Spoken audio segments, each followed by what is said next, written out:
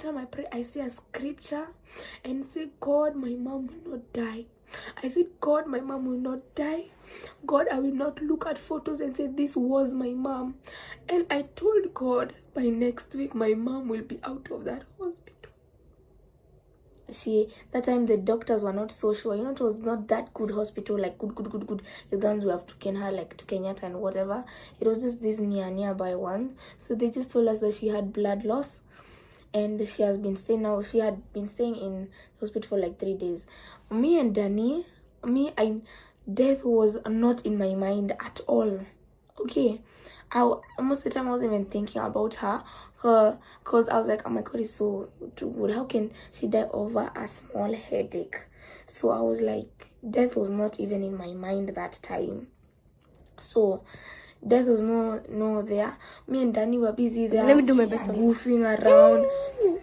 Jokes while mom is there in the hospital, but she wasn't weak. She could sit down, talk, whatever, but she's talking like, hi guys, how are you? A weak talk, but at the same time she can do anything. She can stand up, go to the washroom, whatever. It was not that big. And then she felt a bit better for like 2 days, so then she decided to get out, but she got out with a drip in her arm. So her arm had a drip. So then it had been a day since she was dispersed from that hospital. Okay, she was dispersed from that hospital. That drip, when she was sleeping, it's like that drip popped out, and the blood was looking strange. It was flowing out. Okay, her bathroom was full of blood when after she got rushed. It was Nini, so she woke up normally in the middle of the night. She went to get water, whatever, and she got weak. She fainted. My auntie spotted. Nini like sent something, came, found her there on the floor. They rushed her to the hospital. I could hear. I was in my room. I was sleeping. I could hear her getting rushed. And I was like, I'm Kenny. Guy, call Don. Don is our driver. Call Don. Muite. Whatever. And I was awake. But then my stupid self, up to this day, I regret not waking up and going to that car with her, because I only had one day to talk with her. She was rushed now to a good hospital called AAR here. AAR. I think I'll display a photo here. It's called AAR. She was rushed there. I wish I had woken up, but I was too lazy. I was like, no, maybe it's not a big deal. Maybe it's, everyone gets rushed out of the hospital, right? That was my thinking. Got to AAR. My mama stayed there. Now, it was on a Saturday. On Saturday, it was my friend's birthday. My friend, her birthday, she's even in the other room. She's sleeping because I'm doing this video. It was her birthday. That day, I don't know. It's like the devil wanted to distance me from my mom, because I felt so angry the whole day. That day I had content creation with this one lady. I think I'll display a video here. And I was told that if you finish up, shower, do everything early enough, you will go to the birthday. But if you take your time and don't slug around, like drag yourself during the content, you're not gonna go. So I did as quickly as possible and finished before even 12. My stopping time was 2 p.m, but I even finished before 12. That's how good I am to work with. So I finished before 12 and I was ready to go to the birthday. And then I was told mom was to talk to me for a bit. She's in the hospital, AAR. I didn't know she was in AAR. I was expecting to go to this other side, and I'm going to this other side. I'm like, what? I thought mom is in this other hospital. Like, no, she's in a bigger hospital. And I remember she was rushed to the hospital the night before. I went there. I waited there. I waited over 5 hours. I was so angry. I was like, I just want to go to my friend's birthday, whatever. Sky. No. So I went to AR. I waited there. An ambulance came. They told me she's going to be taken to Kenyatta because her condition is so bad that they don't have enough resources that they need. So she needed to be taken to Kenyatta, and she said her only wish that day was to see her kids. Okay, so there was an ambulance and the doors opened. There was the doors and an ambulance rushing this side. the doors opened. I could see my mom. She's coming down, and it's like the day before she got a stroke on her face, so her mouth was like slanting on the side. You see her corpse after she died. I have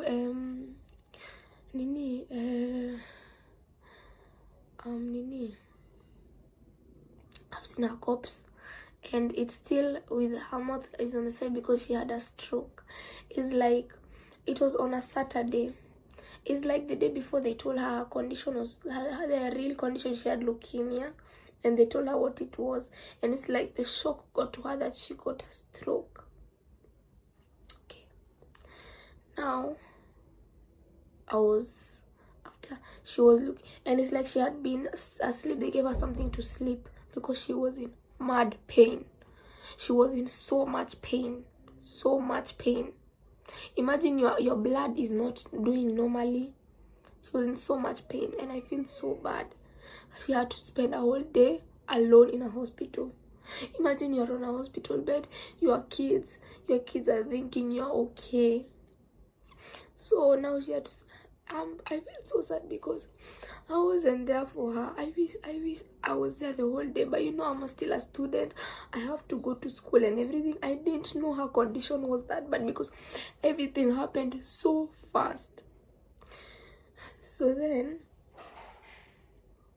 she was coming down from the bed, and I swear when I saw her face, I felt like breaking down. There were over 20 people. So I couldn't let out my heart. I was like, Mom, I love you, and cry all I want because there are so many people and there are so many cameras. I hate cameras when I'm really being genuine. When I'm speaking, I hate cameras. Around. I just want to be myself sometimes because I don't know where that information is going. So all I did is try to hold in my tears. When we were praying like this, I could see, she wasn't able to move when you have a stroke. But I could see her tears running down. But she was looking around. She could even talk to me. But I could talk to her, and then she could listen. So, yeah. So then now, she came down. We saw her. We prayed for her. Everyone was ready to leave. I said, I have a bad feeling today. I have to talk to my mom. I have to. I want to. They didn't examine that ambulance. I forced my way. There was a driver's place. The doors were already closed. There was no way in. But you see the driver's seat. I went through the driver's seat and I went through the back all the way to see my mom. I could see her nurse over there was stripping her, trying to give her those injections. It was so painful to watch, guys. I don't want to cry because Ekitu imeni affect sana, and I don't want to be weak. I don't want when my brother grows up or when my dad sees this video and he just feels sad. I'm trying to stay strong for everyone around me. But yeah, I sat in that ambulance and I remember the exact same words that I said, like I said it a few hours ago. I remember them. I sat down, I could see her looking at me. And I said, Mom, I miss you so much. And it's sad to come back home every day from school and not see you. Because, she used to have a favorite seat down, like, in the sitting room. And every day, I would come back from school. And then I thought I would see her in that in that place. And I said, I'm not sick anymore. And even no one told me her condition is that bad. So I told her, I miss you so much and I love you. I could see her crying. The tears were running down. I could see her crying. I'm like, Mom, I miss you, I love you.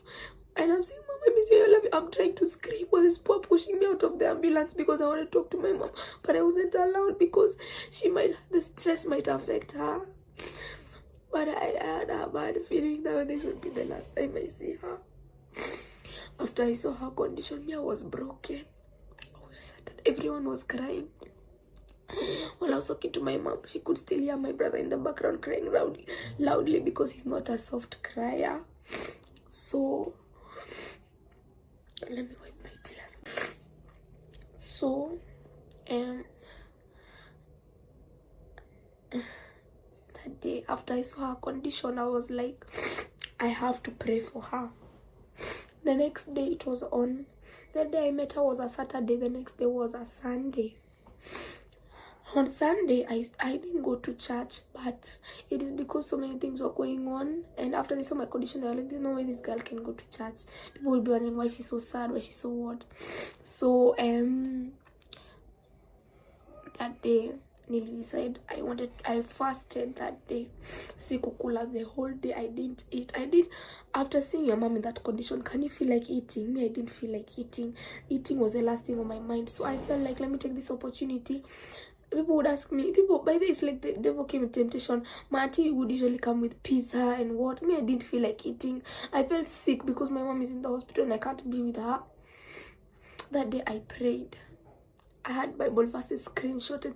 This phone is my phone is filled with Bible verses screenshot, because I enter my prayer, I say a scripture and say, God, my mom will not die.